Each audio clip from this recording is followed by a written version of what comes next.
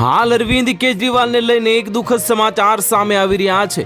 આમ આદમી પાર્ટીના ગુજરાત પ્રદેશ પ્રમુખ ઈશુદાન ગઢવીએ એક ગંભીર મુદ્દા પર વિડીયોના માધ્યમથી પોતાની વાત રજૂ કરતા જણાવ્યું હતું કે ગુજરાતમાં કાયદો અને વ્યવસ્થા કથળી ગઈ છે અને આ કાયદો અને વ્યવસ્થા બુટલેગરો માટે ચાલતી હોય એવી પરિસ્થિતિ પેદા થઈ છે।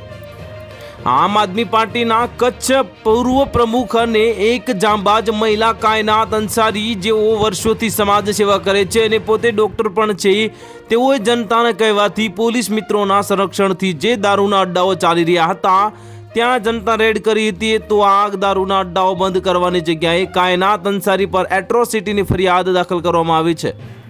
વધુમાં આમ આદમી પાર્ટી નેતા ઈશુદાન ગઢવીએ જણાવ્યું હતું કે આજે ગુજરાતમાં કાનૂન વ્યવસ્થાની હાલત બિહાર કરતાં પણ ખરાબ થઈ ગઈ છે। અમારો સવાલ છે કે એસપી અને રેન્જ આઈજી શું કરી રહ્યા છે? એટ્રોસિટી ફરિયાદ થાય છે તો તેના માટે પણ પુરાવા હોય છે। એટ્રોસિટીનો કાયદો દલિત સમાજને રક્ષણ આપવા માટે બનાવ્યો છે, પરંતુ આ કાયદાનો અધિકારીઓ અને કેટલાક બુટલેગરો સાથે મળેલા લોકો માટે મોટું ષડયંત્ર કરાવી રહ્યા છે। કાયનાત અંસારીને ખોટી રીતે ફસાવવામાં આવ્યા છે અને આમ આદમી પાર્ટીના આ બાબતને સખત શબ્દોમાં વિરોધ કરે છે।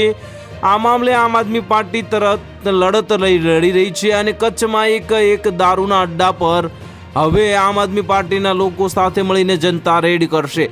તો હાલ માટે આટલું જ, મળીશું નવી અપડેટ સાથે। જો વિડીયો પસંદ આવતા હોય તો વિડીયોને લાઇક કરી દેજો, ચેનલને સબસ્ક્રાઇબ કરી બાજુમાં આવેલા બેલ આઇકનને દબાવી દો, જેથી તમને આવા સમાચારની અપડેટ મળતી રહે।